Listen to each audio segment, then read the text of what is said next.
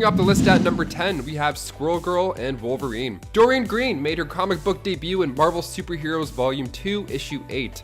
See, back in the early 90s, she was born with these fantastic squirrel abilities, including a tail to complete the picture. In the New Avengers Volume 2, Issue 7, the two of them have a brief interaction that hints that they could have been romantically involved at one point. There's some tension in the air, that's for sure. They're talking about being professional and also how amazing they look too.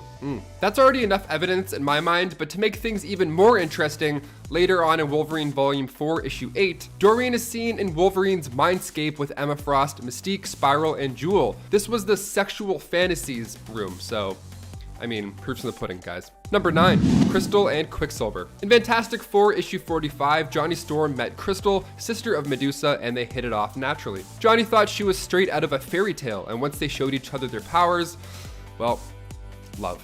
Love comes next, of course. The Fantastic Four needed a replacement temporarily while Sue was recovering from having their first child, so this Inhuman, Crystal, was looking to fill that spot. So Johnny and Crystal dated after this, and Crystal was front cover by time Fantastic Four issue 81 rolled around. And then in Avengers 104, after a battle with a Sentinel, Quicksilver gets hurt. So Crystal brought him back to her homeworld to heal him, and while they were there, the two of them ended up kind of falling in love. Everything happens fast in Pietro's life. If I was Johnny, I'd have a few choice words for him, that's for sure. And before we continue on with this list of weird superhero couples, if you want to go ahead and give this video a thumbs up, that would be awesome. It really does help us a lot, especially while we're working from home. Those thumbs up really add up and help us out. You guys are the best. Thank you so much. Now let's get right back into this list. Enough wasting time. Number 8, Toad and Husk. When Toad was amongst the lucky few to have kept their powers after the events of M-Day, he didn't save the world one day at a time. Instead, he became a janitor at the Jean Grey School for Higher Learning. He kept the school clean, he kept the kids on track. And then when the Phoenix Force approached Earth, Quentin Quire fell from the sky and Toad leaped far and wide to catch him. This impressed Husk quite a bit. So she quit the school thinking Kitty would just fire her anyways, and then she joined the Hellfire Academy later on, and she kind of made Toad betray the school once they started clicking. She's a little aggressive in her ways, some would say. Relationships have their ups and downs, but this is just another level. Because at the end of this 5-part roller coaster of emotions, Paige didn't even remember the entire thing. Poor Paige. And also poor Toad. I mean, he's gripping that mop tighter and tighter every day.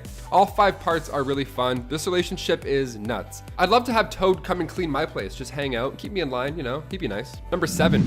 Thor and Jane Foster. When it comes to Norse mythology, Thor's wife is Lady Sif. Now in the comics, it's a bit more complicated than that. They were on and off for a while, and I feel like we're gonna get a love triangle in the MCU soon. I mean, it's confirmed that Lady Sif and Jane Foster are both returning in Thor: Love and Thunder. So this could lead to a little triangle of romance, who knows? In Journey into Mystery issue 102, Thor had fallen in love with Lady Sif. So much so that when Sif had been kidnapped by storm giants and ended up as a prisoner of Hela, Thor volunteered as tribute. He actually wanted to trade lives. And Hela was so impressed, she was like, you know what? I'm just gonna let you both go. That's love. I don't know what to do here. And then in Thor issue 236, Sif sacrificed her own life in order to save Jane's. See, Jane in the comics became Thor, but her cancer got worse every time she got mighty and used the powers of Thor. So maybe the reality gem in the MCU has caused some life-altering effects to Jane, and then Lady Sif can somehow be the only one to save her at the end of Thor: Love and Thunder. Wouldn't that be sad? That would be sad, actually. Yeah, that'd be kind of pretty sad. I say this is a weird couple because the MCU has treaded lightly around it. Why Jane is the love interest at all beats me. I mean, the long distance alone, that would be enough for me to be like, nope, bye. Number 6, Kitty Pryde and Colossus. When people say age is just a number, that's like a couple years we're talking about. Maybe you're in your late 20s, you meet somebody in their early 30s. It's not that far off, but it sounds far off. That's what we're talking about when we say age is just a number. When it comes to Marvel romances, the whole age thing is a little gross. It's kind of gross. When the first two met in X-Men issue 129, she's said to be like 13 years old. They're trying to recruit her to go to Professor X's school, and Colossus is like 18 at the time, or somewhere around 20. He's like an adult. Now, in the Days of Future Past storyline, beginning in X-Men issue 151, we see Kitty and Colossus married in that future. So that's nice. I think. It's nice to know that they really are head over heels for each other. It kind of helps, especially when it started with their first kiss during a space mission, and right before they kiss, Kitty even says, gee, I wish I was older, and Colossus is like, so do I, and then proceeds to kiss her anyways. Number 5, Iron Man and Gamora. If you put 2008 Tony Stark in a room with Gamora, Like pre-Pepper Potts, I guarantee you that guy would at least turn on the charm. The idea doesn't come out of nowhere though. I mean, Tony and Gamora, believe it or not, have hooked up before. So the panel starts with Gamora being all coy and cool. She says the line, well, you're gonna have to do much better out here. And Tony responds in his classic Tony Stark manner, I can do better. And then it immediately cuts to Tony laying next to her in bed. They look like they just had the time of their lives. Tony's all tucked in the blanket. He looks shell-shocked. Gamora's pretty chill about it. She's like, hey, I'm gonna go back to the bar. See ya. And then Tony's like, cool, true. And then after she leaves, Tony lets out the slightest, ow. Yeah, you don't say. It's probably gonna be a painful one. Number 4, Spider-Man and Black Cat. Peter Parker and Felicia Hardy, one of the more interesting relationships in Peter's life. Well, rather, Spider-Man's life. And there's a difference here between the two. You'll see. So she entered comics back in 1979 with Amazing Spider-Man issue 194. Now, when she met Spider-Man, they were, of course, both in costume. She fell for him, his charm, his quips. She could tell that he was a kind soul, and she trusted him. It was turning into quite the romance between the two, and eventually Peter felt like the time was right and revealed his true self. He unmasked himself. And she had a tough time accepting the fact that he was just an average kid under the mask. Should have left the mask on, Pete. Rough. I mean, looks really don't matter, but when you're a superhero, it's probably different. This is taken to the next level in the Ultimate Comics. When Black Cat finds out that Spider-Man's just a kid, she literally throws up all over him. So sometimes it's better to keep things a mystery, I think. Number 3, Wolverine and Lynne's son. This next one happens in the 4-parter Wolverine Manifest Destiny.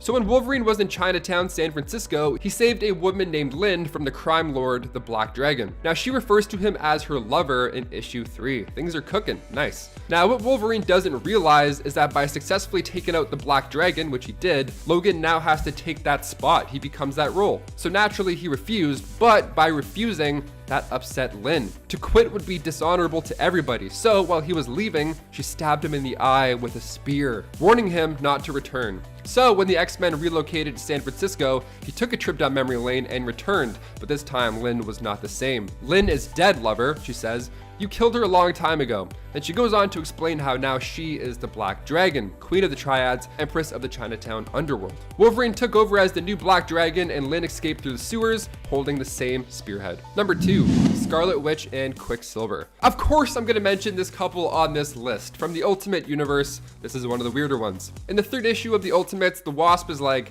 man, those two sure do love each other, those siblings. And then Cap's like, well, of course they do. They're family, they're siblings. Even in the 1st issue, like way back in the original X-Men, Pietro tells Toad to stop chewing so loudly in front of his sister. They're close. But in the 3rd issue, the Wasp is like, dude, he loves her. Like, loves her. And then Captain America makes the same face that readers did at that point. Yeah, that's a weird one. Number 1, Wolverine and MJ. The Ultimate Universe has some interesting elements, as we've just heard. And after Ultimate Spider-Man issue 66, it got even more weird when Wolverine and Spider-Man switched bodies. Mesmero switched their bodies, so Peter was like, hey man, I really need you to go to school. We've seen these Freaky Friday change-up style movies before. The whole fun is pretending to be the other person and trying to blend in with their lives. That's where the comedy comes from, right? This sounds like a hilarious adventure ready to happen, but while Wolverine was in Peter's body, he at one point ended up kissing Mary Jane. And it's made out like he even wants to date her, like he wants to go further after the kiss. MJ told him that she wants to wait until they're older for that kind of thing though, so thankfully, nothing happened during this change up. But the kiss and the idea in the first place, yuck, you know? Yuck. I was gonna save Hulk Gang for number 1, but creepy Wolverine takes the cake. Kicking off the list at number 10, we have She-Hulk and Thor. With the Eternals trailer dropping recently, this first couple might not be too far off in the MCU. It might just happen. When the final host of the Dark Celestials attacked Earth, Jen Walters was near where Isan the Searcher made landfall, and it telepathically called out to Jen for help. Now the Celestial gave Jen more gamma radiation after that, so she was stronger than ever at this point. Now cut to issue 8, she's a full-on savage. She's literally in savage mode, not just how the kids say savage. It's literally, she's a savage Hulk at this point. And by issue 11, she was pretty involved with Thor. Now it wasn't a great start to the relationship though, because Jen was actually fully convinced that Thor only desired her because of her newfound Hulk strength, and it wasn't actually Jen Walters that he was attracted to.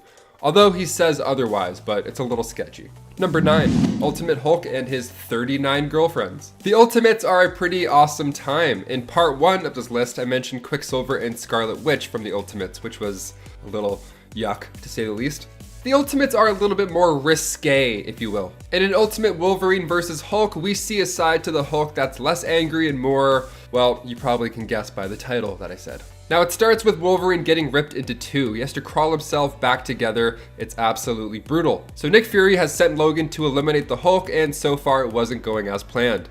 Clearly. After receiving a stool sample, Wolverine was able to track the Hulk down. Oh, and yes, he stitched himself back together. That happened first. Don't worry about that. So once Wolverine catches up to him in Tibet, he hears loud thumps. Now look, I know this technically isn't a couple, but it's too amazing to leave out, so of course I had to include this. Wolverine opens the door to this hidden temple, and behold, it's Hulk and his 39 girlfriends, maybe even more. I don't know, I kind of lost count, not gonna lie. It looks kind of cozy though. It's a nice atmosphere, it's good. And before we continue on with this list, if you want to give us a thumbs up on these videos, that would be great, because it really does help the studio out quite a bit, especially while we're still working from home. You all are the best. Thank you so much for your support. Let's get right back into this weird hookup list. Number 8, Wolverine and Amir. Wolverine has also been around the block too when it comes to hookups, okay? He's not getting out of this easy. Sometimes it's casual, like when Domino got involved with the Assassin's Guild and the Hand. She needed a way to get her mind off of these events, so friends with benefits with Wolverine sounded like the right thing to do, and it worked. They were both happy. It was great.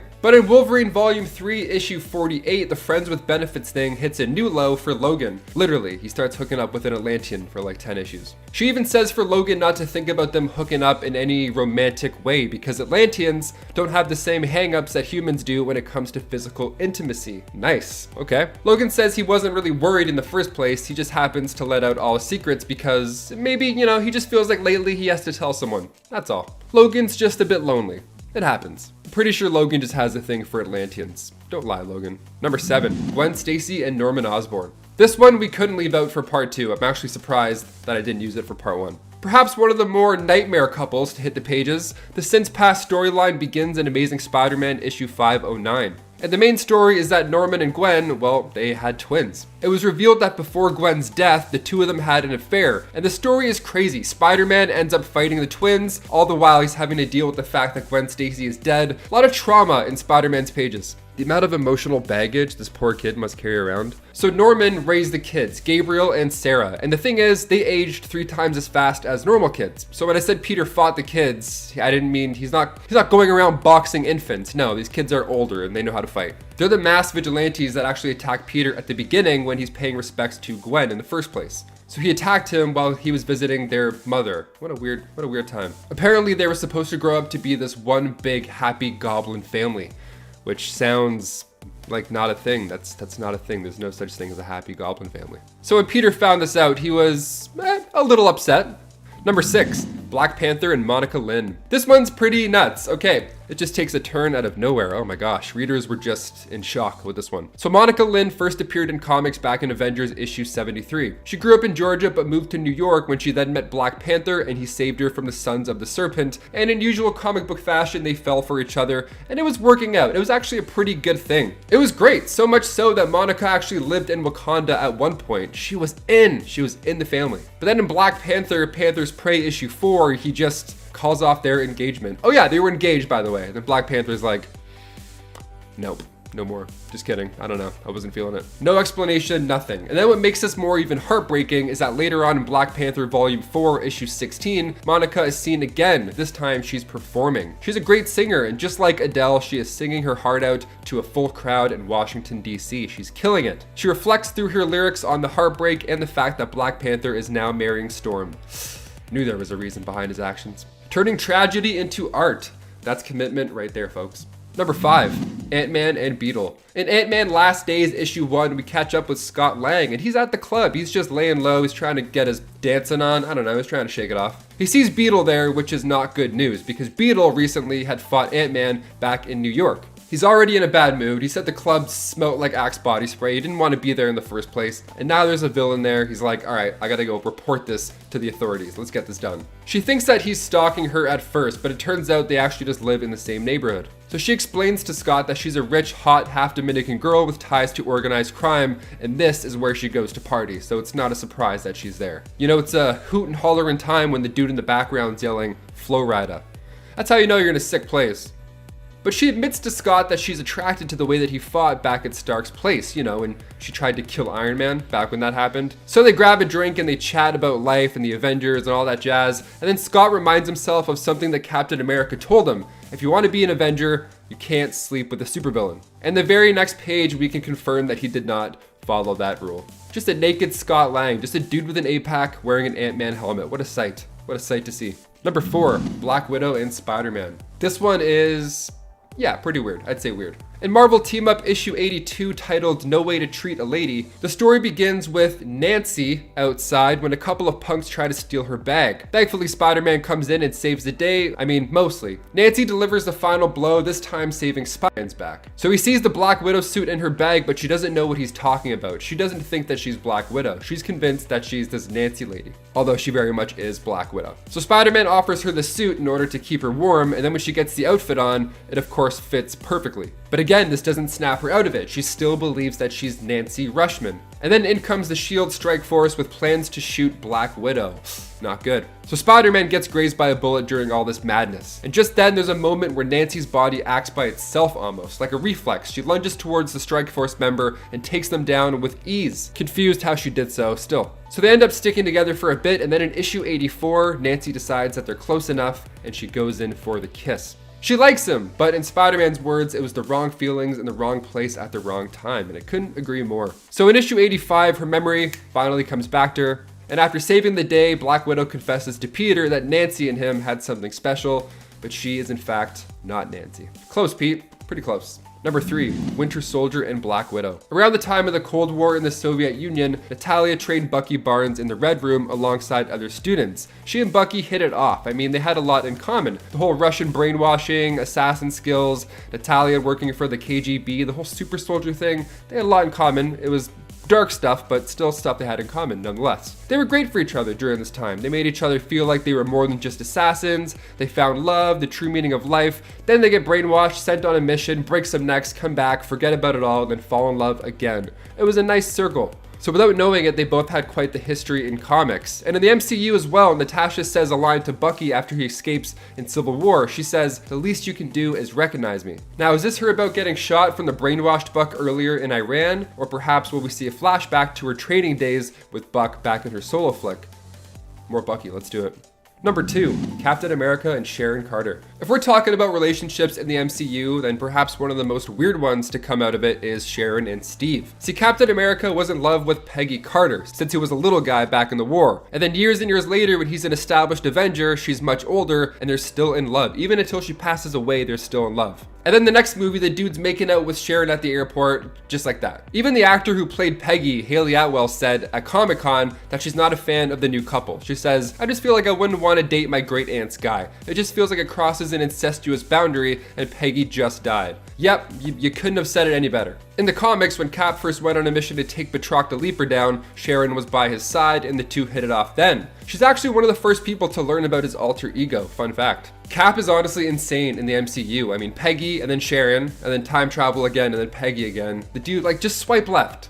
There's so many fish in the sea, just swipe left. There's so many apps. Number 1, She-Hulk and Tony Stark. This one we can find in She-Hulk issue 17. It's pretty, she brings up a good point. So Tony at the time is a director of S.H.I.E.L.D. and Jen Walters at this point was an agent of S.H.I.E.L.D. And it all started with a debriefing. Now, it might have been the most unprofessional debriefing of all time. There were no PowerPoints, there were no conference calls, there was nobody else really. It was just Tony saying that he wanted to talk to Jen alone. It's really unprofessional. Clay Quarterman's upset about this, but he's only upset because he feels like he should be the one in there, if anybody. Just totally missing the point. The next few pages, it cuts to Jen and Tony in bed, just like earlier with Ant-Man and Beetle. Jen brings up a pretty good point here. She asks Tony that why when he sleeps around, everybody calls him a player and he's like Mr. Cool Dude with sunglasses, but when she sleeps around, she's called much worse things. She says it's a double standard, and honestly, I have to agree. But right before Tony can even respond, they're called to action when the ship is attacked. Well guys, there you have it. Sometimes these relationships aren't meant to last, but that's fine because all these superheroes fall in love like so much more in the comics. It doesn't even matter. If you get your heart broken, there's like 17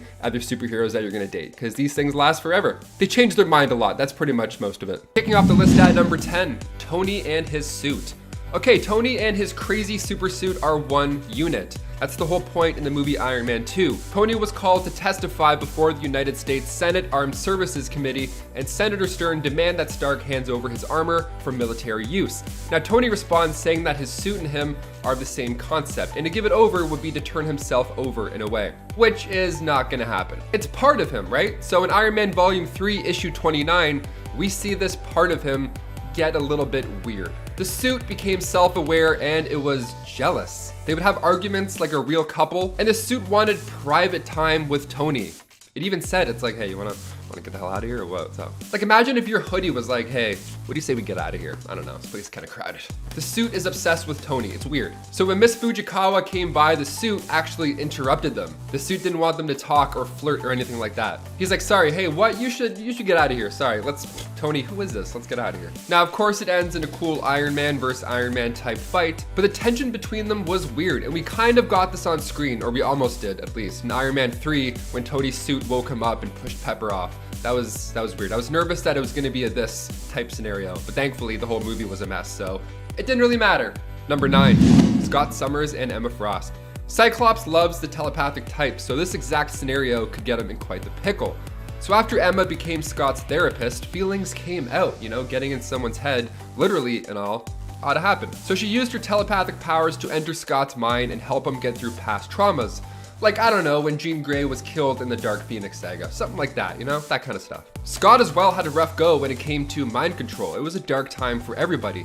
So when Emma entered Scott's mind to heal him, they ended up getting a little bit too close and then hooked up in their minds. Does that count? That counts. That definitely counts. Scott technically had an affair. I'm gonna count it as an affair. An affair with the resurrected Jean Grey that was later killed again, but this time she was killed for real later on. You know what, love is confusing at times, but you know it's not confusing. Giving this video a thumbs up because you guys are fans of the channel and you want to support us, and we do our best here. Even working from home, we still try and keep up with the videos. So thank you so much for being patient. We should be back in the studio so soon up here in Canada, but in the meantime, bless your souls. Let's continue on with this list. Hit that like button or subscribe, your pick. Let's continue. Number 8, Magneto and the Wasp. So in the original Secret Wars issue 3, one of the craziest parts is when Magneto and the Wasp had a one-night stand. We find this out and it's wild. The world's in ruins. She says Magneto's a great kisser. What's going on? So the whole thing is weird though. It's also really inappropriate. Let's talk about that. First of all, I mean, Janet doesn't really seem too into this idea, despite it being the only time to chase their desires. And then here's where things get even more messed up. Magneto was apparently drugged this whole time, so it was just a mess. It was revealed later from Jim Shooter, who wrote the series. He said Magneto was accidentally drugged, so he was extra lovey-dovey with Janet that night. Sure, we'll call it lovey-dovey. That's one word to say pushy and inappropriate. I mean, the entire thing's awkward and weird, but it feels like a good time to move on now, doesn't it? It sure does. Number 7, Nurse Annie and Havok. So when a superhero gets injured, they gotta go to hospitals, just like the rest of us, okay? Sometimes bones break, your brains get rattled around, you forget stuff. It happens. They're only humans, kind of. I mean, sure, they can fire lasers out of their face, but they need some TLC. And in Uncanny X-Men issue 411, Havok gets some of that TLC from Nurse Annie. Things come to a turn when she finds out the secret identity of her patient. So while Scott comes to get his brother, the two of them are left to themselves. She starts listing off all these things that she wants from Alex and she starts crying. Like, they're close, no doubt about it, but the feelings aren't going both ways at this point. And then when Scott arrives, she backs off, even offering to continue to take care of him, but Scott reminds her that before the mind stuff, he was very much in love with somebody else.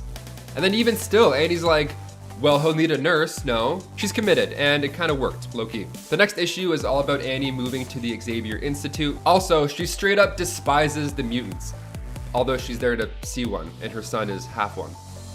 Huh? She doesn't even want to help. She just wants to be close to Havok this whole time. I mean, to be fair, she doesn't really get a chance to help because everyone's lashing out, but that's superhero stuff. People get pissed. And her ex-boyfriend was also the worst because her son is a half mutant. So she's like, oh, that guy sucks. But also, I'm a racist towards mutants. So finally, things get insane when Havok comes back from this coma and he leaves Polaris for Annie. He was engaged to Polaris and he's like, you know what? No, this nurse clearly is into me. She has the hots for me. Also, this nurse was kind of into Iceman as well during this whole thing. He left Polaris at the altar for this nurse who was kind of seeing Iceman. What a mess. Number 6, Professor X and Moira McTaggart. Okay, so as we saw in the X-Men movies, they're pretty lovey-dovey and they've got a cute little nerdy relationship going on. James McAvoy and Rose Byrne, great actors. I would watch them on screen, do anything, they're so fun. It was super enjoyable to watch them, but now in the movies, he makes her forget a bunch of stuff for good reason, right? It even adds to the dynamic in a fun way because he bumps into her and he's like, hey, nice to see you again. Or, meet you, what? But in the comics, they were really close. And in X-Men 117, they even got engaged. Yeah, a little bit further than we saw on screen. So Moira ended up leaving Xavier, and then 10 issues later, she's now talking to Joe McTaggart, and it's revealed that she has a son with him. So somehow it's a bit more wild of a relationship in the comics than on screen. Somehow it's a bit more weird of a relationship in the comics than on screen, and he was making her forget stuff. So somehow, even though he's like, hey, forget everything, somehow that's less weird than what's going on in the comics. Number 5, Dazzler and Longshot. Okay, buckle up folks, this one's kind of tragic, actually, yeah. So Mojo World is an extra-dimensional and extra-temporal realm inhabited by the spineless ones, right? Now there's a ruler, of course, and his name is Mojo, and he produces movies, TV shows to keep their species, the spineless ones, entertained. Now Arise gave some of these civilians enhanced abilities, like Longshot, for example. He's now a superhero. Cool. So Longshot has quite the history, or future, rather, or past? This is where it gets weird. Because Mephisto, that old devil, he sent back Shatterstar in time to the Mojoverse. And then he was discovered and experimented on by Ares, who created Longshot from Shatterstar's DNA. So later on, Longshot met Dazzler, Alison Blair, on a mission, spent some time on Earth with the X-Men, had a baby, and that baby was Shatterstar. The couple's memories were wiped and the child was sent 100 years into the future to fix the timeline. Mojo's like the grandmaster here a little bit. He's like, oh, they know each other, how lovely. It's actually a nightmare. Let's move on before my brain turns off, because these time loops mess me up. Number 4, Angel and Psylocke. Speaking of X-Men, this one is also tragic. Nice. Weird, but tragic still. Elizabeth Braddock and Warren Worthington III both became Horsemen of Apocalypse in X-Men Apocalypse. It was a pretty big deal when they turned into Horsemen of Apocalypse, but in the comics, they were much closer after this time. In X-Men Volume 2, Issue 29, Return to Hellfire, so Archangel comes to the rescue a couple times, so naturally there's feelings in the air. But this couple has had some messed up moments. I mean, for one, Warren broke up with Betsy because he saw her flirting with Thunderbird. Fully broken up, no conversation. He's like, no, I saw that. We're now not in a relationship anymore. That's worth it. That's what this is worth. Okay, and then during Uncanny X-Force, he became Archangel, heir to Apocalypse, but in the comics, Betsy had to kill him during this time. Then afterwards, he was reborn with amnesia, and Psylocke and Magneto would control this empty vessel of a man. So he was Angel, and then he was Archangel, and then he had to get killed by his lover, and then he came back to life, and then his lover possessed his body. Kind of. Possessed? That's a fair word for it. Number 3, Black Widow and Tony Stark. The Ultimates, home of the weird. Okay, here we go. Ultimates 3, Issue 1 opens with this shot. It's the Ultimates just hanging out in Tony's mansion, and there's a tape playing in the background.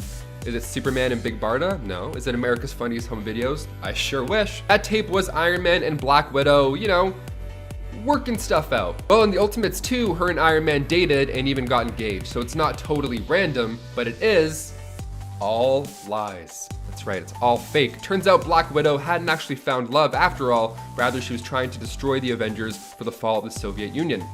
Good old-fashioned revenge. She doesn't get too far because Hawkeye, you know, like a lot of times actually. But what a cruel way to get betrayed. I mean, love and then lies? Oh, horrible. Even Stark's butlers were watching the film like, damn. Number 2, Nightcrawler and his adopted sister. Yep, you heard me absolutely correctly. Okay. Nightcrawler and Jermaine Sardos. Imagine dating somebody and then finding out that they've actually been your adopted sister the whole time. What a twist! That's exactly what happened to Kurt Wagner. Poor Kurt. Well, not really. He kind of loved it. Let's talk about it. So Kurt grew up with Jermaine Sardos. He was adopted by her and her mother, and they of course became close, being new siblings and all. But then things get amazing. Okay, so Kurt started dating a woman named Amanda Sefton, and she turned out to be Jermaine in disguise. Hashtag surprise. Now, normally when you would find out something like this, you'd be a little thrown off, maybe even upset because there's lies, and also it's like a relationship with a sister and a relationship with not an adopted sister. It's different. Is this weird? This is weird, right? This is in a weird list. Part 3, this should have been in part 1. This is weird. I would assume Nightcrawler would be upset, but he's actually totally cool with it. He's like, hey, I'd be more demonstrative about it, but I don't want to set a bad example for Kitty Pryde, you know? And finally, number 1, Scarlet Witch and Doctor Doom. We'll finish with Avengers: The Children's Crusade mini-series, where we have the young Avengers looking for Wanda because, well, her son Wiccan, he started to experience reality-altering powers, so we wanted to check in with Mama Bird just to make sure everything was good, and also to make sure reality itself hasn't shifted or changed. So we found out that she was being held at Doom Castle, so after a quick rescue trip, he discovers her and Doom in matching colors. Interesting. Turns out she's planning on marrying Doctor Doom, and she doesn't remember her origin or anything like that. All she knows is that she's in love with Doctor Doom. So Wiccan tries the obvious. He's like, nope, you're the Scarlet Witch, you're married to Vision, you had 2 kids. Hi, let's snap out of this, shall we? She thought that the 2 kids were dead, but lo and behold, Wiccan is alive, and before we can even finish explaining what happened, Doom steps in to shut him up. It's a nightmare scenario that you gotta check out for yourself. The Avengers Children's Crusade issues 1 to 9, super fun. Tragic, fun, weird, comic books. That's what it's about. Number 10, Sabertooth and Mystique. Did somebody say toxic? Take one highly violent beast man with a knack and enjoyment for ending lives and hurting people, and pair it with a slippery, manipulative, identity-stealing shapeshifter, and it's bound to be a recipe for disaster. But yet they try and try again. The pair even have a son together, Graydon Creed, and because of them, he absolutely despises mutants. Way to go, Mom and Dad. Their relationships together almost always include some kind of mental or physical torment, and I hope to the one above all that no one has these 2 as their couple goals. Number 9, Cyclops and Madeline Pryor. So you're Cyclops, right? The red-headed woman you love, Jean Grey, she goes cray-cray and ends up apparently de-lifing on the moon. You're distraught, broken up. You leave your team of letter X themed compatriots, and then along comes another fiery red-headed woman who is the exact copy, some could even say clone, of your long-lost love. What do? If you said marry that lookalike at the drop of a hat, then yes, you really are Cyclops. The Mr. Sinister created clone of Jean Grey, Madeline Pryor, got married to this heartbroken Cyclops within like a month. And they even created a little baby in the form of Cable. Then what do you know, Jean Grey shows back up and Cyclops drops his new wife and the baby about as fast as he married her. Cyclops, you giant weirdo. Number 8, Angel and Husk. A few entries on this list have to do with age differences, but most of the other couples who have a huge age gap at least have a tiny bit of decency. The same cannot be said for 30-year-old Warren Worthington III and his 19-year-old girlfriend, Paige Guthrie, otherwise known as Husk. The age difference is large for sure, but it's not the biggest gap we've seen. The real problem comes with an extremely uncomfortable moment in Uncanny X-Men number 440, when Warren and Paige fully give in to their love for each other. In the sky. In front of Paige's mom, who Warren was just explaining the situation to. It's awkward as hell, and then to make it kind of more hilarious / worse, the bad guys show up on the ground while they are mid-air sans clothing. Whole new meaning to PDA right there. Number 7, Hawkeye and Mockingbird. With the inclusion of Clint Barton's family in the MCU, non-comic book fans might be surprised to know that his family wasn't really a thing in the comics, not until the Ultimate Universe version of the character came around. The MCU Hawk family may be an attempt to get away from the awful couple of Hawkeye and Mockingbird, which honestly sort of seems like a cheap way of capitalizing on the Green Arrow and Black Canary coupling that DC had going on. But these 2 were nowhere near as compatible as the DC counterparts. The best example of that would be the whole thing surrounding a guy called Phantom Rider. Mockingbird is caught and physically mistreated by Phantom Rider, and she eventually gets her revenge, taking the Rider's life. Now Hawkeye, instead of supporting his traumatized partner, is scared off by the fact that she de-lifed her assailant, and he splits up with her. While that could maybe be understandable, it all got retconned so that Mockingbird actually got with Phantom Rider by her own consent. So then, when she took his life for seemingly no reason it seems, Hawkeye just used the killing as an excuse when the real reason was because she cheated. Kinda weird. I don't know. Number 6, Havok and Nurse Annie. This one is kind of just strange to me. For starters, this relationship is based on nothing other than a nurse doing her job. When the mutant Havok was put into a coma, his nurse, Annie Gazikanian, whose name I think I utterly butchered and who I shall now refer to as Nurse Annie, was the one who cared for him. During the time she was caring for Alex Summers, she actually fell in love with him and even moved to the Xavier Institute to continue that care. I should also add, Nurse Annie was particularly anti-mutant, being pretty passive-aggressive at times with that sentiment too. So it was interesting that when the Summers brother came back too, he reciprocated the love that this nurse imparted on her unconscious patient. So much so that he even left his fiancée, Polaris, a fiancée whom he had a great relationship with that no one had a problem with, who is the daughter of an incredibly powerful mutant, Magneto. A fiancée who he not only left, but left at the altar to pursue a relationship with a mutant disliking nurse who even occasionally went about kissing Bobby Drake. Can you imagine how long Havok and Nurse Annie lasted? That's right, not very long. Number 5, Rogue and Magneto. I always think of Rogue being with Remy LeBeau, Gambit. Their relationship is iconic. It has its issues, but it endures it all. Her relationship in the Age of Apocalypse story, however, I do not like. Age of Apocalypse was an awesome alternate dimension story, and I love it. Except for this one thing that just makes me uncomfy. Rogue in this world is a freedom fighter working with Magneto's X-Men, and her friend, Wanda Maximoff, passes on. She makes a promise to be a companion to the Master of Magnetism himself. The two grew closer and closer. This young woman and the 60-year-old leader of the team. So close so that she even chose him over Gambit, leaving Gambit to pass away. She then married Magneto and even had a son with him. She married her best friend's dad because said friend's dying wish was to be his companion. I don't care if their powers cancel each other out or whatever the reason is. It's weird and it's strange and it feels unnatural.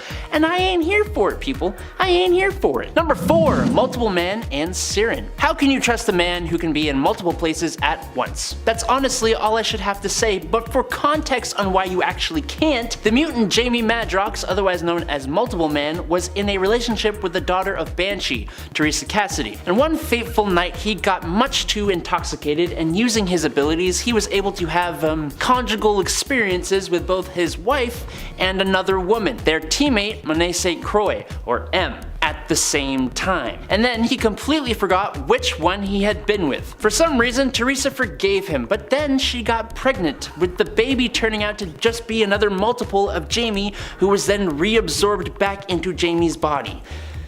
What the hell? Number 3, Ultimate Quicksilver and Scarlet Witch. We don't want any of this here, please and thank you. Look, Wanda and Pietro Maximoff have been close, always. It's led to some truly awesome and horrible comic book moments. There's no doubting they love each other as siblings. And that didn't need to change, okay? I understand Marvel was making its Ultimate Universe in a way to make it more realistic and to make their characters just as hateable as they can be without losing readers' interest. But this was just as unnecessary as having the Blob eat Janet Van Dyne. And then you made Wolverine, who was hinted to be their father, come and do some creepy spying on the weird brother-sister couple and act. Why, man? Why? Number 2, Ant-Man and the Wasp. Probably the only relationship on this list that actually ended a comic book character's comic book career. This relationship was bad from the beginning, and that can largely land on Hank Pym's increasingly tiny shoulders. Or large shoulders if he's growing, I don't know. From the moment comic book fans saw him strike his wife and partner, Janet Van Dyne, there was no real saving him. Comic book sales for Ant-Man even took a dip after it happened. Just take the fact that he actually kidnapped her to try and get the relationship to marriage in the first place, and the fact that it worked, and you gotta know this is a bad duo. Sure, Hank Pym has a whole host of mental problems that leads to his codependency and the psychological and physical mistreatment he inflicts on his on-again, off-again lover. But the Wasp, she should absolutely know better than to stay with this lunatic. And in at number 1 is Norman Osborn and Gwen Stacy. This is 100% the creepiest entry on this list, and I don't care who you are or what you say. The Spider-Man story, Sins of the Past, contains within its strange pages the revelation that Gwen Stacy, Peter's former lover and a teenager, was having an ongoing affair with Norman Osborn, the Green Goblin, a very creepy, full-grown man old enough to be her father. Not only was she even having an affair, it even resulted with Gwen secretly giving birth to twins. Twins that became a pair of assassins. I do not recommend reading this story because all you'll be able to see when you close your eyes is the incredibly creepy image of Norman and his green goblin face as he is laying on top of Gwen. I can't talk about this anymore, I'm getting the creeps. Let's wrap this up now, please. Number 10. Kitty Pryde and Star-Lord. This is one of those relationships where there was really no reason for these two to be together. Really. It's just so random. Star-Lord is cosmic, Kitty is an X-Men. I'm not saying the X-Men never go to space, because they definitely do go to space a lot, but it seems like these two only got together because they happened to meet one another in space once, then they began a long distance relationship, from there things got more serious and eventually ended up with Kitty joining the Guardians, accepting Star-Lord's marriage proposal, but later deciding her and Peter just weren't meant to be because, well, he couldn't prioritize their relationship while also ruling Spartax. Which I get it, when you're ruling a world, it's probably hard to have a relationship, but I don't know, maybe let your partner help you with it? I don't know. Me trying to give relationship advice to superheroes. Number 9. Bishop and Deathbird. I mean, this was mostly just a weird relationship. What do these two characters have in common? Not much. Their relationship was pretty much constantly strained because they rarely ever agreed with anything, and also because Bishop is a hero and Deathbird is a villain, they would even fight against one another during the course of their relationship. Overall, it just seems odd that they tried so hard to make this work when it was obviously never going to. The one thing I will say that was cool that came out of these two being together is that there's an alternate reality where they actually stay together and they have a daughter, Aaliyah Bishop, who is pretty cool, unique, cosmic based, and overall is a badass character. So yeah, I like her. So there's a bit of a silver lining here, as with most weird, but not all weird couples. At least we got a silver lining, so that's nice. And friends, before we move on to our next spot, if you are loving this list, be sure to show it by clicking like, subscribing, commenting, doing all the things. Also, if you love X-Men as much as I love X-Men, we got a playlist for that, so check it out. Number 8. Cyclops and Emma Frost. So actually, over the course of working on this channel, I have come to love and respect the relationship between Cyclops and Emma. I think I actually, over time, have just come to love and respect Emma more as a character. It's like the more I read about her and get to know her, the more I love her. Remember way back when I started on this channel and I said I could only imagine Cyclops with Jean? Nah, those days are gone. I have changed since then. But what is weird about these two together is when Emma kind of cosplayed as Jean and then had an affair with Cyclops in his mind?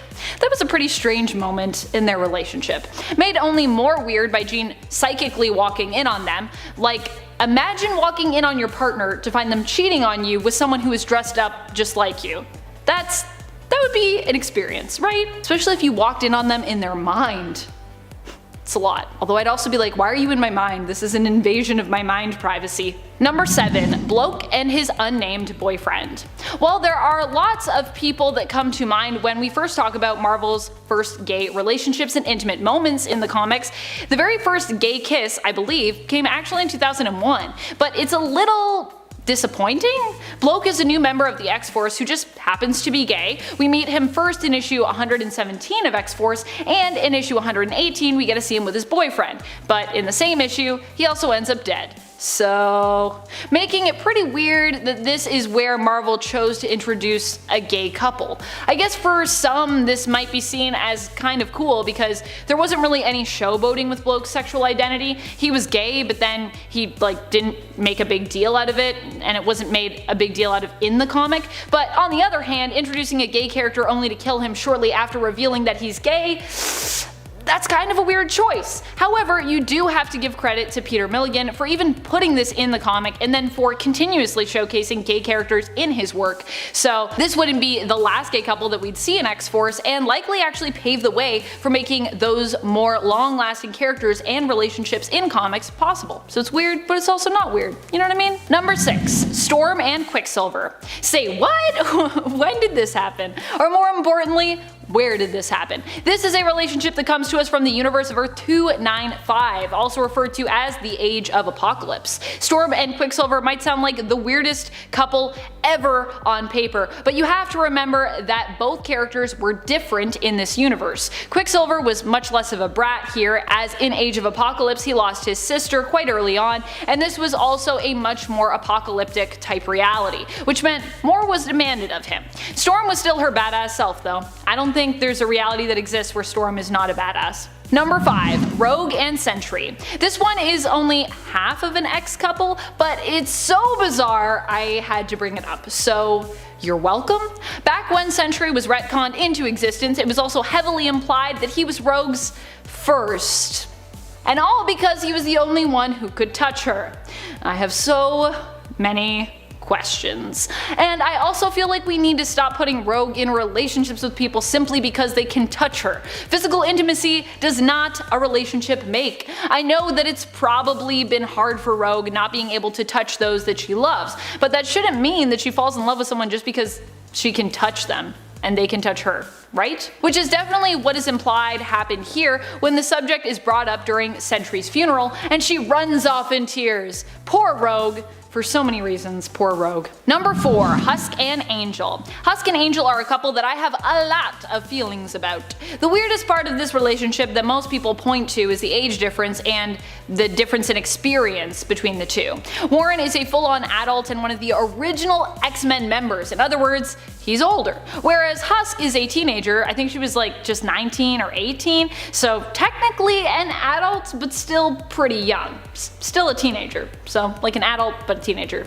Young adult. There's also the fact that Husk was this weird rebound for Angel where he claimed he was going to love her forever, but it didn't really last past Chuck Austin's run and has never really come up since, I don't think. He had just gotten out of a lengthy relationship with Betsy Braddock, who was going by Psylocke at the time. It was just an awkward relationship, and if you don't believe me, take a look at the time Husk and Angel made up after an argument by getting intimate in the sky above Paige's mom and the X-Men. Yikes. That was a thing that happened. Number 3, Stacy-x and Angel. And if you thought Paige and Warren were weird, I have one that's even a little bit weirder perhaps. Stacy-x is a mutant who can affect the way you feel, making you nauseous, dizzy, or even really good, using pheromones. She worked for a time at a brothel using her mutant powers. That brothel got attacked by an anti-mutant group and burnt to the ground, so Stacy-x reluctantly at first decided to join up with the X-Men, who would help to confront the group that targeted her workplace. She ended up developing a pretty epic crush on Angel, to the point that although she knew he was already taken, she sent him a video of her jumping rope naked. This never really led to a full-on relationship, but it's so wild I had to include it. Also, apparently this is a thing that people do. People on Twitter told me this is a thing that people do. I'm not sure if I fully believe it, but apparently it happens. Also, I love Stacy-x, but she is so weird. Like, who sends someone a video of them jumping rope naked? This is a real thing? This is a real thing? What's happening with the world? What are we doing with our lives? Stacy-x must have some amazing inner confidence and self-esteem, and anyone that's done that to send those videos. I love that. I love that confidence, I will say. Love yourself, love your body, jump rope naked. I don't know. What are the takeaways from this list? Number 2, Madeline Pryor and Cyclops. I mean, I have to talk about this one. I have to talk about it. I don't have a choice. Madeline Pryor is the clone of Jean Grey created by Mr. Sinister so that he could engineer the perfect mutant offspring, or just the perfect mutant if you will, after Jean's apparent death. Cyclops would meet Maddie and fall in love with her because, well, she reminded him of Jean, probably, although for some reason no one ever thought this was super suspicious or weird that she was a one-for-one copy of Jean. Just a coincidence, they thought. Nothing to worry about, they thought. Well, turns out it was something to worry about when Jean Grey reappeared after Scott and Maddie had their first child together and were married, and Cyclops decided to leave his family to go adventuring with his fellow mutants once more. This ended up driving Maddie crazy, unlocking her true psionic potential and causing her to make a deal with demons. Because that's what happens when someone leaves you. She would go on to have an affair with Scott's brother Havok and become a frightening mutant-based supervillain. So, not your typical fairy tale ending for these two. Number 1, Scarlet Witch and Quicksilver. And if you want to get into more awful stuff from the universe from whence this relationship came, be sure to check out Worst Things from the Marvel Ultimate Universe. That's a series of videos we did, and yeah, there's a lot of stuff that happened. I got a lot more things to share with you. Yes, on the Earth of 1610, also known as the Ultimate Reality, Scarlet Witch and Quicksilver were a couple. And yes, they were still brother and sister. And it could be possible in this reality that Wolverine who saw them getting intimate together was even their father. It was probably still Magneto though, but it definitely doesn't make any of this better. It doesn't make it better. I mean, I don't know what you could do to make this relationship better. Either just don't have it happen at all, or have these two not be brother and sister. Or at least make it so they didn't know that they were brother and sister and this was some kind of awful twisted mistake. That might help, but no, they knew. They were into it. People joked about it, and then it was confirmed as being a thing in the Ultimate Comics.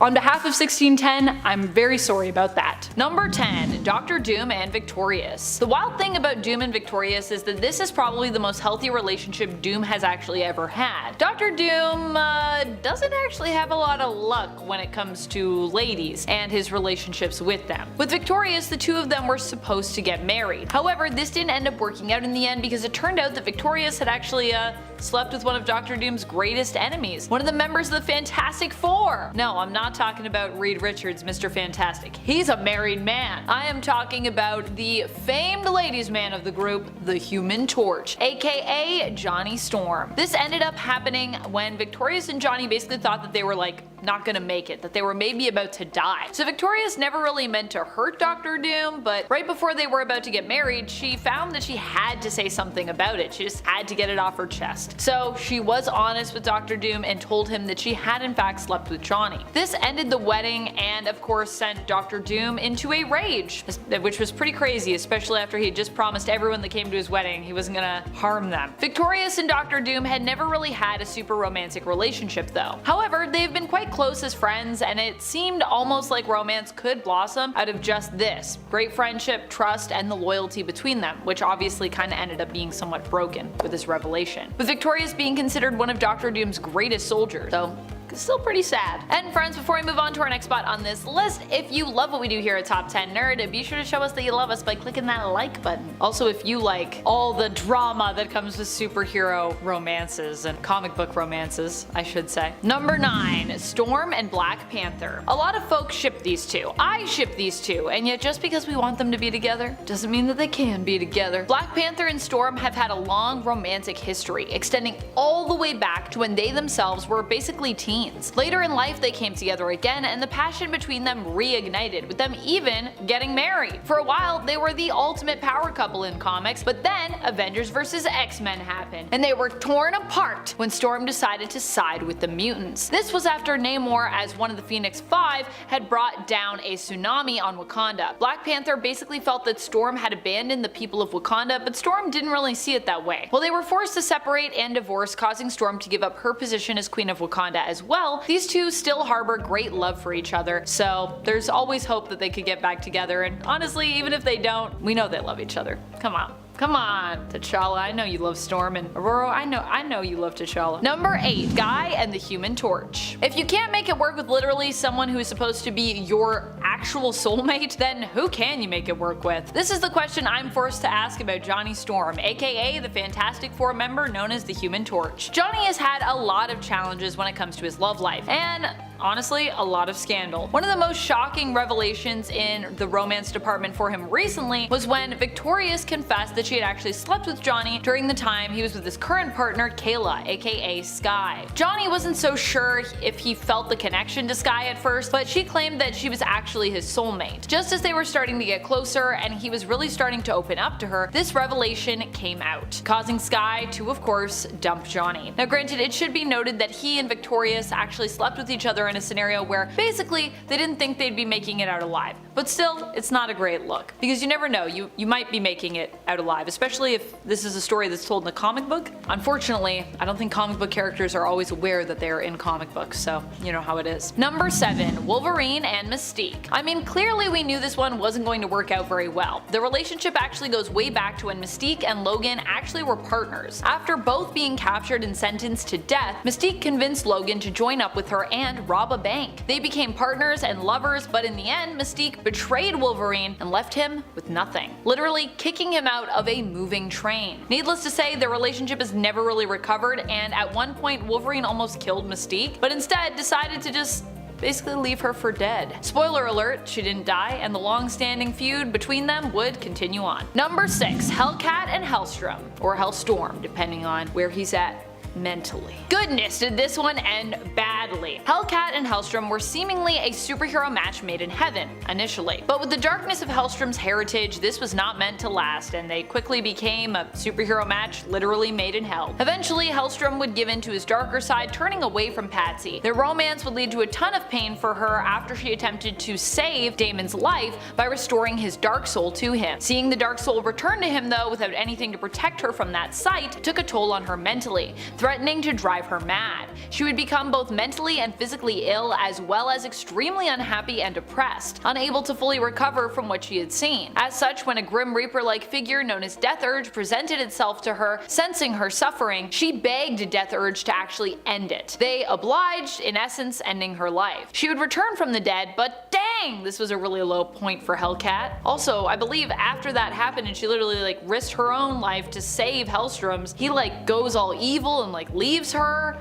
Oh, rough. Number 5. Rose and Wolverine. Definitely a tragic love story if I have ever heard one. Initially, Logan, or James Howlett as he was known then, and little Rose grew up together. She was a child brought in from the town to ask as a playmate for the young lord-to-be. While James was fond of Rose, so was his half-brother Dog. But fortunately, Rose escaped Dog's advances. After almost his whole family was tragically killed when the groundskeeper, Dog's father, rose up and attempted to take James's mother with him, with the trauma of the night causing James's mutant powers to manifest, James and Rose ran away. While Logan had feelings for Rose, he never really confessed them, and eventually she was engaged to another man in the town that they'd come to settle in. Tragically, Rose never got to be with the man she was betrothed to, or really even know about Logan's true feelings, as when Dog came looking for them, Logan accidentally killed her when she got in the middle of a fight between him and Dog. And tragically, Logan was the one to impale her, which is pretty sad. Number 4. Iron Man and Kathy Dare. Jeez, this was an awful romance. Initially, these two started seeing each other pretty casually, and for a while, they were happy. However, Kathy simply could not get over her jealousy problem. Every woman that Tony Stark was around basically made her jealous, even those to whom he had no romantic connection or really interest in. The jealousy drove Kathy mad. So mad, in fact, that she shot Tony Stark point blank. He would actually live, but Kathy would not be made aware, as Tony faked his death, leaving her to believe that she was actually the one responsible and that she had actually killed Tony Stark. Unable to move through her grief and disgust over what she had done to the man she loved, Kathy ended up taking her own life. Meanwhile, Tony would recover and eventually resume the mantle of Iron Man and reveal to everyone, that he wasn't dead. I wonder how he coped with the grief of Kathy's death, considering him faking his own death kind of ended up leading to her actual death. Although clearly Kathy was not in a good place even prior to her shooting Stark, because I feel like if you have that much jealousy issues, something's going on. Also, if you're jealous in general, it usually means something's going on. If you're feeling jealous, you should look inside yourself. That's what I think. Number 3. Wolverine and Silver Fox. Speaking of tragic love stories involving Wolverine, there are of course a ton of them in the comics. One that constantly seems to return to Wolverine and plague him is the story of him and Silver Fox. Silver Fox was a member of the Blackfoot Native American tribe up in Canada. She grew up in the Yukon, which is also where she met Logan, who had settled there. He ended up being accepted by her tribe, and he began to court Silver Fox. The two had a brief but lovely relationship that ended in violence when Sabertooth came to pay Wolverine one of his infamous birthday visits. He found Silver Fox at home alone, tormented her, and killed her. When Wolverine found her, he sought out Sabertooth, and the two fought, with Wolverine intending to kill Victor, but ultimately failing to do so. And then he also got brainwashed, and it just gets worse. Number 2. Scarlet Witch and Vision. When it comes to Scarlet Witch and Vision, they have a romance that has often been celebrated throughout comic book history and also in the MCU. However, when you actually boil down their relationship, what it's based on, what it's like, it's kind of messed up. Thinking about the fact that Vision's brain patterns are actually based off of Wonder Man, who later ends up being Wanda's partner in the comics, is kind of weird and kind of wild, and honestly, it's a little bit unsettling. While we can't deny that there is definitely a ton of love between both Scarlet Witch and Vision, and even I do hold out for them too to get back together at some point, because they're honestly pretty cute together at the end of the day, even if they are dysfunctional in some ways. This relationship did not end up with a good fairy tale ending. Vision and Scarlet Witch ended up getting married. They moved in together, had a cute little suburban life, team up comic, but by the end of it, they also had some kids somehow, which doesn't really make sense, of course, because Vision is an android. He can't have kids. So how did that happen? Well, apparently it happened because Wanda was able to use a piece of Mephisto's soul goal to create her children, and she probably kinda did this subconsciously because she desperately wanted kids. This would lead to Wanda becoming mentally unstable once her kids were lost to her, and would also end up leading to one of the most devastating moments in Avengers history. You know what I'm talking about? Avengers Disassembled. Vision during this relationship would also end up kind of losing all of his memories, all of his emotions, and Wanda had to deal with all of that while they were together. Needless to say, they weren't able to stay together because Vision wasn't really the same person, and this only exacerbated a lot of Wanda's mental issues that she was dealing with even prior to her losing her kids.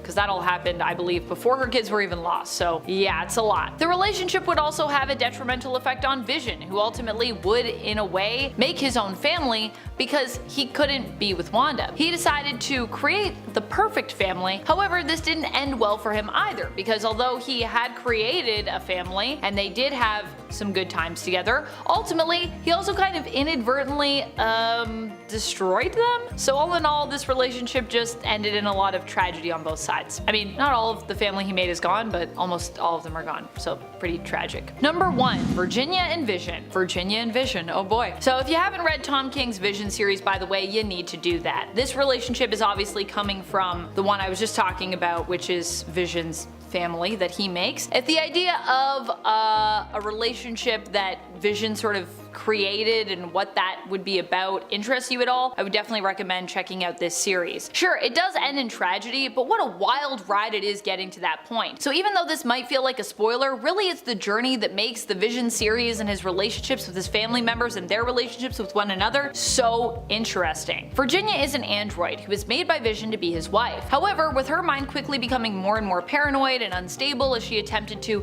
adjust to normal family living, with Vision and his wife also having 2 children created from a combination of their brainwaves, a son and a daughter, and ending up also getting a dog, let me just say that this romance really does not end well. I could explain more as to why and what happens with Virginia and really get into it with you, but I'll keep this one a little bit more mysterious for those of you who have yet to pick up this series and want to give it a read. Once again, I do highly recommend that you read it. Number 10, Rogue and Iceman. One of the relationships that just didn't seem to work for many readers was the forced comic book relationship between Rogue and Iceman, which seemed to be inspired by the Fox X-Men films where the two were together. I'll admit that watching the movies I personally did not mind it, but of course in my heart of hearts Rogue and Gambit will always win out the day when it comes to both Rogue and Gambit's one true love and romance being each other. So it was very strange when the comics came to echo the films by trying to make Rogue and Iceman a thing. Because while in the movies Gambit might not be around to steal Rogue's heart, in the comics he still very much existed.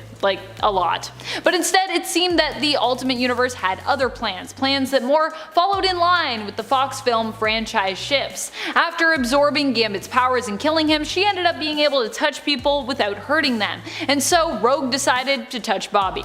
Because I guess that's what you do. Number 9, Richter and Wolfsbane. So admittedly these two weren't really so much a problem together, it was more when they had split up and then Richter was with his close friend and recent lover Shatterstar that things got kind of weird. Although they also had a kind of weirdness that was really well written and allowed us to tackle a bunch of different real world issues within the world of the X Factor series. So it was a good kind of weird, really. It was a good kind of weird, but it was still weird.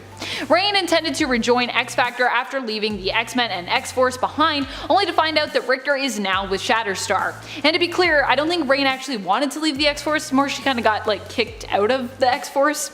Sad. Reign returning was immensely offended by Richter having moved on, and by his gay relationship with Shatterstar. Reign actually claims that the child that she's pregnant with is Richter's, hoping to undo his gayness and win him back. The child was not Richter's of course, but was actually Harim Ari's, who had given up his life to save both Reign's and the life of their child. Eventually Richter finds out the truth about this, but in an amazing turn of events decides to still support Reign, despite the fact that she lied to him. And the two actually end up having a great heart-to-heart about just everything that's happened between them. Reign would even later team up with Shatterstar to defeat a demon following this ordeal. Like I said, it's weird, but it's good weird. Because I also love that like part of the resolution is like, let's team up together and fight a demon. Yeah, that's bonding. Me and my ex's partner. I think it's so cute. Two exes coming together to be friends. Yes. Number 8. Everyone? Everyone in a relationship with everyone. Welcome to Krakoa. A more unconventional, I suppose, kind of weirdness is going on right now in Krakoa that has got a lot of people talking. People are talking about this all the time in comments online. They're like, what is going on?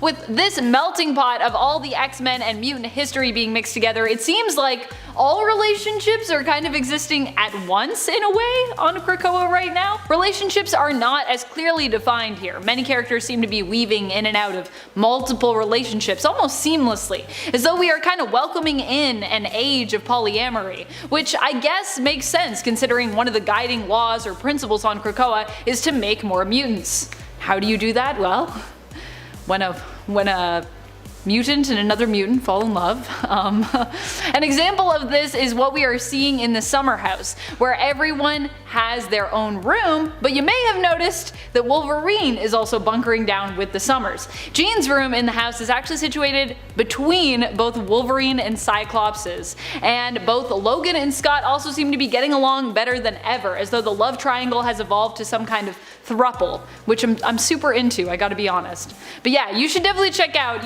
these blueprints, because you can see it. It's like Jean and then like Wolverine and Cyclops on either end of her rooms. And of course, this is only one of many different examples that are out there in the comics right now. I personally find it refreshing to see these types of less mainstream, but very much real world sorts of relationships getting some love in literature, and especially with very mainstream publishers like Marvel, because yeah, I feel like we don't see that as often. So is it weird really, or is it just great?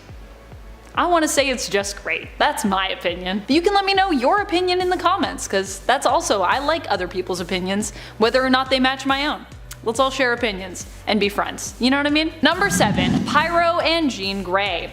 In issue 9 of Marauders, this ship happens between St. John Allardyce's Pyro and Jean Grey's Marvel Girl. Of course, no need to panic about how or why this happened, as in actuality, it's not real. I'm not sure if it was Pyro himself who came up with the idea of Jean and him being shipped in this telepathic illusion, or if it was Emma, but I feel like since Emma Frost's the one creating it for Yellow Jacket with the help of the Stepford Cuckoos, it's likely that she is the one who decided to ship the two together. I also see her being like, who do I want to ship Pyro with? Jean, because I hate Jean.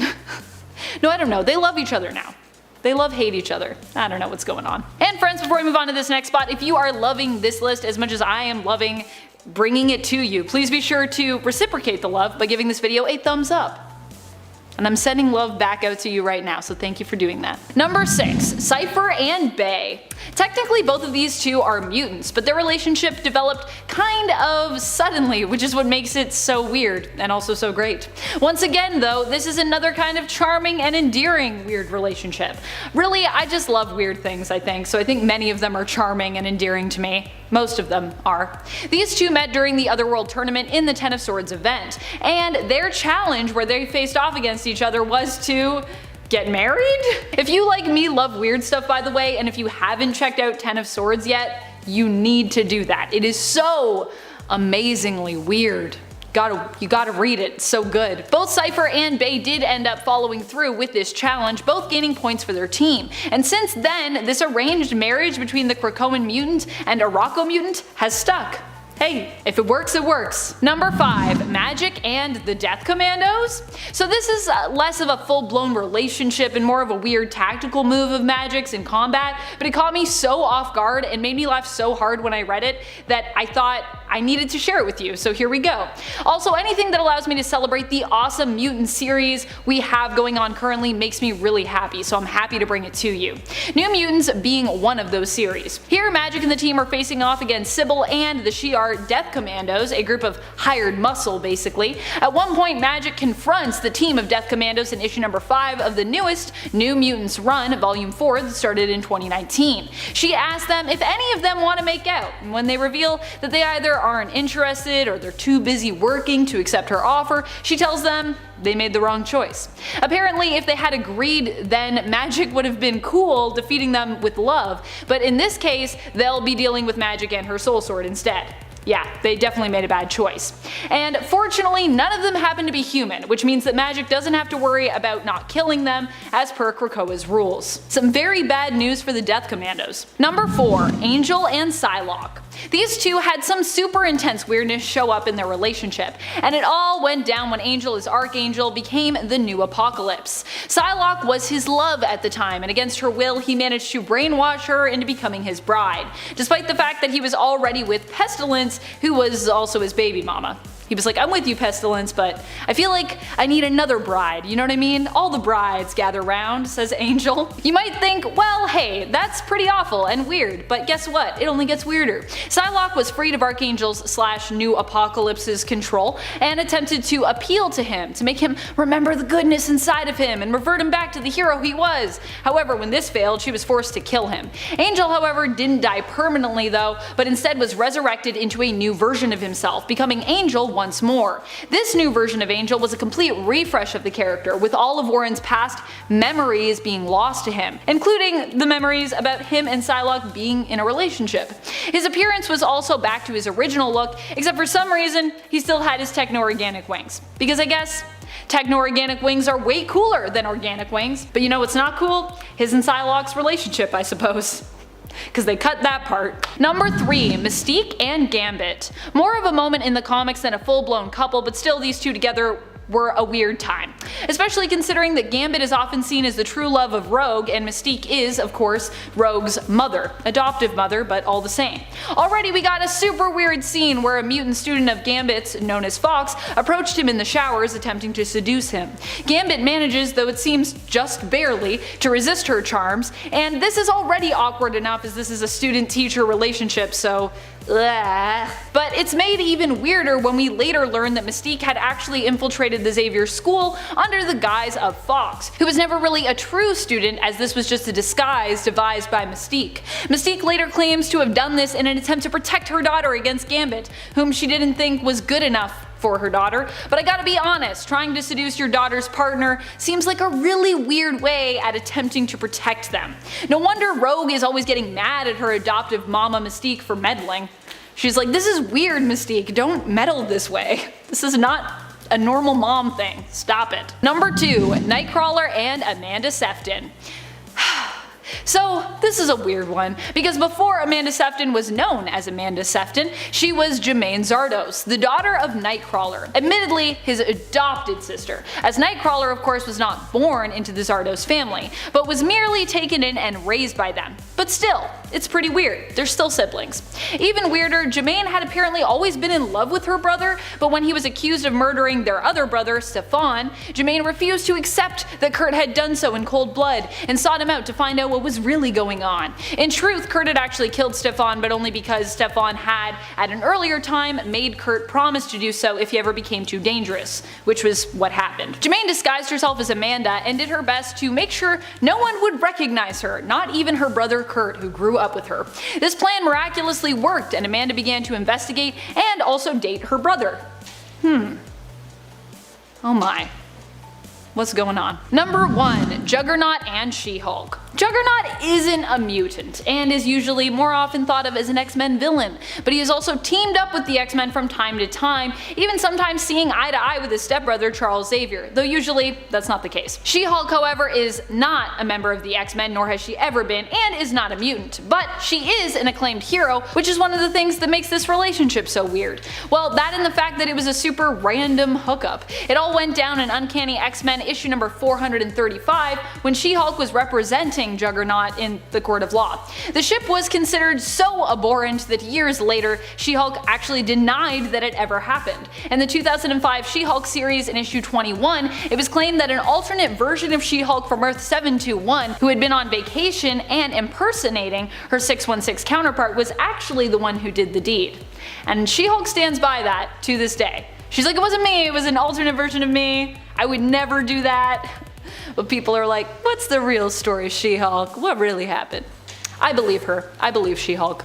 She would admit to it if she did it. That's what I think.